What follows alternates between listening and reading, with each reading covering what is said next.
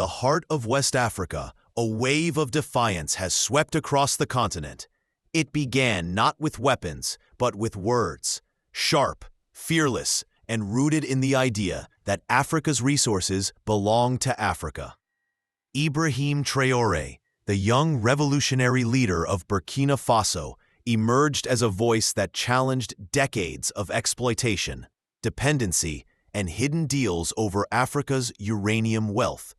This was not merely a political speech. It was a declaration that would ripple across borders, a symbolic unmasking of the power structures that had long controlled the flow of Africa's most valuable minerals. A resource that shapes empires, uranium, the silent element behind nuclear power and weapons, has been one of Africa's most strategically exploited resources. For decades, vast uranium deposits in Niger, Namibia, and other African nations powered the energy grids and defense systems of major global powers, while the local populations often lived in poverty. The irony was painful. The same uranium that kept European lights on left African homes dark. Traoré's stand came at a time when global energy tensions were intensifying. Western and Middle Eastern powers were seeking stable uranium supplies to fuel reactors and maintain energy independence. Meanwhile, sanctions and shifting alliances had redrawn the geopolitical map. Africa, once considered a passive supplier, now stood at the center of a new global contest. The speech that stirred the world. In a speech that echoed through every major African capital, Traoré questioned the legitimacy of foreign contracts that traded uranium for aid or debt relief. His words cut deep. Our resources have been the wealth of others. Our uranium lights their cities, but leaves our villages in darkness. This is not partnership. It is dependency disguised as diplomacy. The message was clear. Africa would no longer be a silent participant in it. Following Traoré's declaration, leaders from Mali, Niger, and Guinea voiced similar concerns. African sovereignty was no longer a slogan. It was becoming a movement. Countries began reevaluating old contracts, demanding transparency in mining operations, and renegotiating deals that had been lopsided for decades. African universities and research centers started discussing nuclear technology not as a foreign concept, but as a future for domestic innovation. Burkina Faso, a country without major uranium production, became the symbol of resistance, proof that leadership is not about resources, but about principles. The global reaction. Major international players watched carefully. Some praised Traoré for his courage to demand fairer partnerships. Others viewed him as a disruptor, a populist challenging established global systems. For countries that relied heavily on African uranium, this was a warning. Supply chains could no longer be taken for granted. Contracts signed in. Secret boardrooms now faced public scrutiny, and people across the continent began asking the same question: who really owns our land? Diplomats called for calm. Analysts debated whether Africa was ready to manage its uranium independently. But underneath the noise, one truth resonated. Africa had begun to recognize its own power, the legacy of neo-colonialism. The so-called uranium agenda represented more than just control over a mineral. It symbolized the continuation of neo-colonial structures. While formal colonization ended decades ago, economic dependency persisted. Loans, military aid, and resource contracts tied African governments to foreign interests, often at the expense of their people. Traoré's position exposed that pattern. He wasn't pointing fingers at one country. He was confronting a system. His call for a pan-African uranium policy, managed by Africans for Africans, was revolutionary. It demanded cooperation, transparency, and independence from old powers. Africa's right to the atomic future. Across the continent, discussions emerged about nuclear energy as a path to self-sufficiency. African scientists envisioned regional reactors for electricity generation, medical research, and industrial use. The continent that once exported raw uranium could now envision a future where it exports knowledge, innovation, and technology. Traoré's symbolic unmasking gave this vision moral legitimacy. He argued that energy independence was the foundation of political independence. Without control over uranium and other minerals, Africa would remain a supplier in someone else's system, not a player in its own destiny. Public response and youth mobilization. In the streets of Ouagadougou and beyond, students, activists, and youth groups echoed Traoré's message. Social media buzzed with hashtags about resource freedom and African unity. Protesters carried placards reading "Our land, our energy, our future." For the younger generation, tired of unemployment, inflation, and corruption, Traoré represented a new kind of African leader, bold, unapologetic, and ready to break with the past. His stance inspired documentaries, songs, and debates across the continent. Africa was talking to itself again, not being spoken for. Economic implications. As African governments revisited uranium contracts, some Western corporations faced temporary production halts or renegotiation demands. Although critics warned of economic backlash, others argued that fairer agreements would lead to sustainable growth in the long term. African nations began exploring regional alliances for collective bargaining power, the kind once seen in OPEC's oil diplomacy. If Africa could unify around uranium policy, it could potentially change the balance of global energy economics. A symbol beyond borders, even outside Africa. Traoré's message resonated among nations in the global South. Latin American and Asian leaders referenced his stance. Discussions about resource nationalism and economic sovereignty. What started as a single leader's defiance turned into a wider conversation about equity in the global economy. Africa, long seen as a resource reservoir, was now positioning itself as a strategic equal. The redefinition of sovereignty, Traoré's unmasking, did not expose any one nation. It exposed a mindset. It reminded Africa that sovereignty is not granted. It is defended, defined, and practiced. His message continues to inspire leaders across the continent to demand transparency, invest in local education, and prioritize African partnerships over foreign dependencies. The call was not for isolation, but for dignity. By daring to question the global uranium order, Traoré redefined what African sovereignty means in the 21st century. Not just political freedom, but economic independence and technological ownership. Conclusion: the world is changing fast. Global powers are shifting. Alliances are being. The aftermath of Traoré's statement was not silence, it was a storm. Across Africa, parliaments, universities, and even village gatherings began to discuss what his words truly meant. For decades, the issue of uranium and natural resources had been confined to government officials and foreign investors.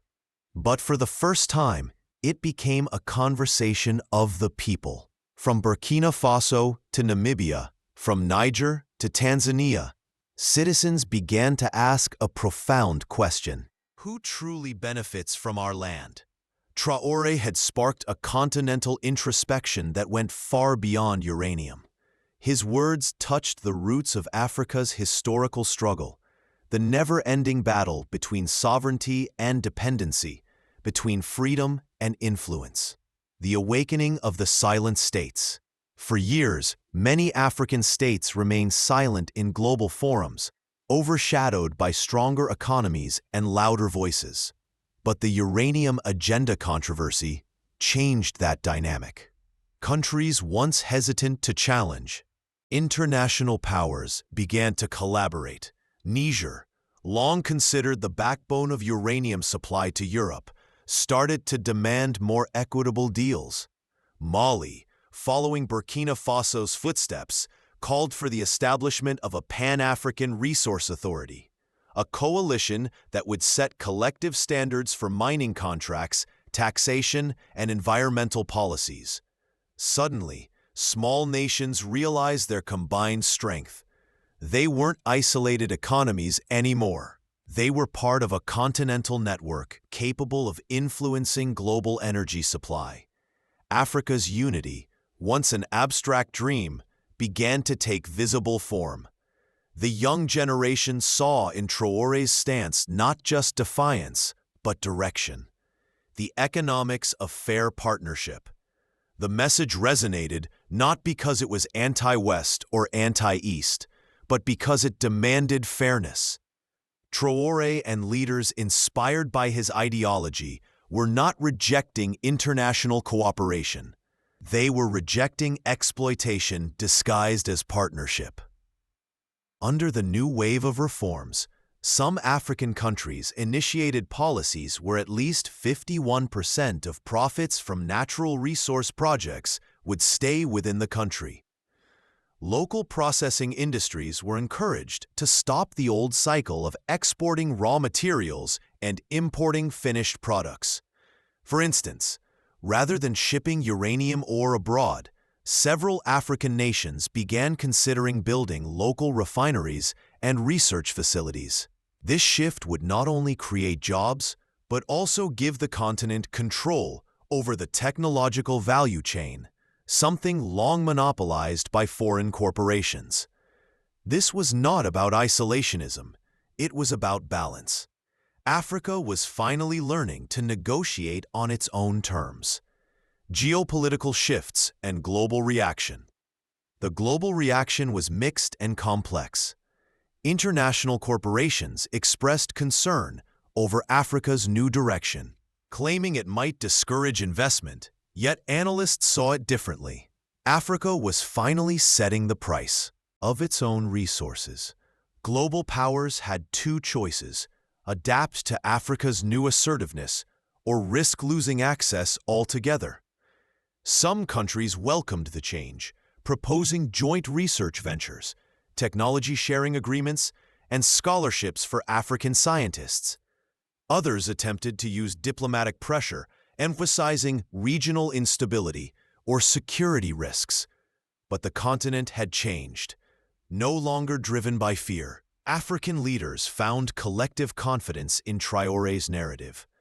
They realized that unity was their ultimate resource. The Youth Revolution, one of the most powerful effects of Traoré's movement, was psychological. For the first time, millions of African youth began to view leadership as service, not privilege.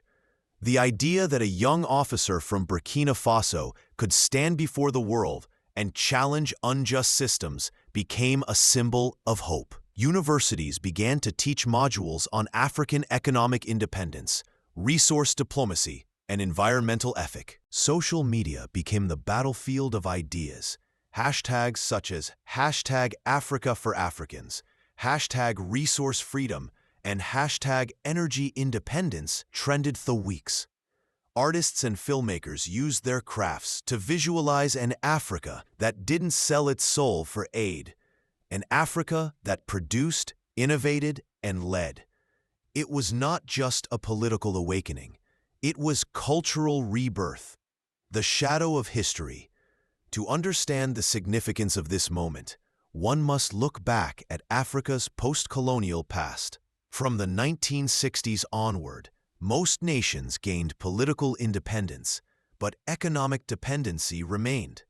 Contracts signed during the early years of independence often favored foreign investors, giving them access to vast mineral wealth in exchange for limited financial aid. Over time, This imbalance created what economists called the resource curse, nations rich in minerals but poor in development. Traoré's message was an attempt to break that cycle. His words redefined sovereignty as something beyond flags and anthems, a practical form of control over economic destiny. His defiance carried the echoes of leaders like Thomas Sankara and Kwame Nkrumah, those who once dreamed of an Africa that owned its future. The rise of Pan-African resource diplomacy. As his message spread, African nations began discussing coordinated strategies for uranium, gold, and oil exports. Instead of individual deals that weakened collective bargaining, they explored regional frameworks that empowered them as a united bloc.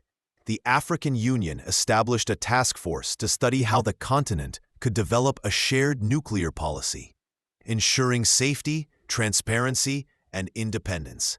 The goal wasn't to weaponize uranium, but to use it for energy, science, and progress. By focusing on peaceful applications, Africa aimed to transform uranium from a symbol of exploitation into a symbol of empowerment. The concept of resource diplomacy soon replaced the older model of aid dependency. African countries began trading directly with each other, building partnerships based on equality rather than charity. Traoré's vision for a new era. Traoré's speeches continued to emphasize one consistent message. Africa's fight was not against any specific nation, but against systems that kept it dependent. His approach was rooted in pragmatism, the belief that partnerships must be fair, transparent, and mutually beneficial. He called for an African economic defense plan, a framework ensuring that no country could be coerced through debt or resource manipulation. He proposed that every major resource deal undergo public scrutiny and parliamentary approval, breaking decades of secretive contracts. His vision was simple but revolutionary. Economic, revolutionary. Economic transparency equals political sovereignty. Even critics acknowledged that his leadership style, disciplined, youthful, and unyielding, had reignited a lost confidence across the continent. International ripple effects. The symbolic unmasking had consequences beyond Africa.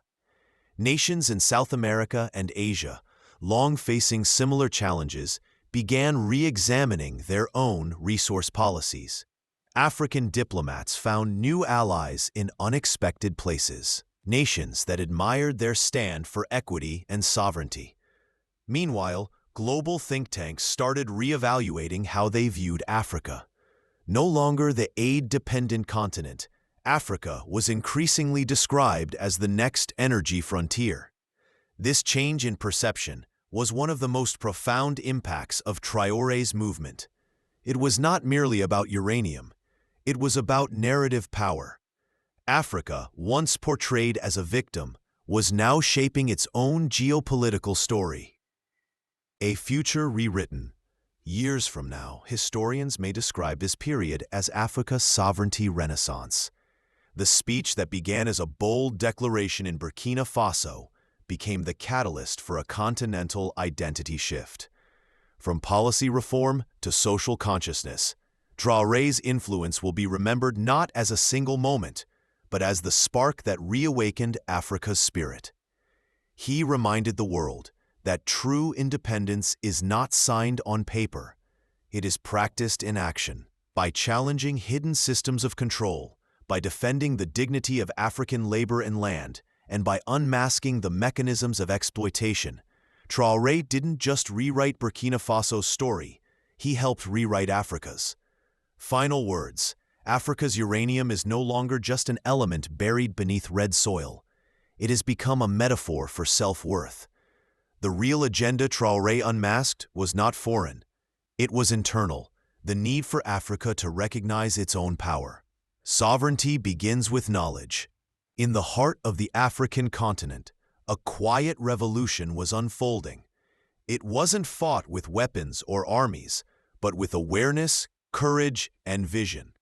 For decades, Africa's rich uranium fields had powered the world's energy grids, yet its own people often lived without electricity. The imbalance had become too heavy to ignore. Across the deserts of Niger, the plains of Namibia, and the hills of Burkina Faso, a new generation of leaders and thinkers began to rise, calling for fairness, transparency, and sovereignty over their own natural wealth. Among them stood a new symbol of defiance, a young captain who refused to see Africa remain a mere supplier in someone else's energy empire. His message was simple: Africa's resources must serve Africa first. The long shadow of dependency. Africa's relationship with uranium is as old as its independence movements. When the first mines were opened in the mid-20th century, global powers saw opportunity. Contracts were drawn.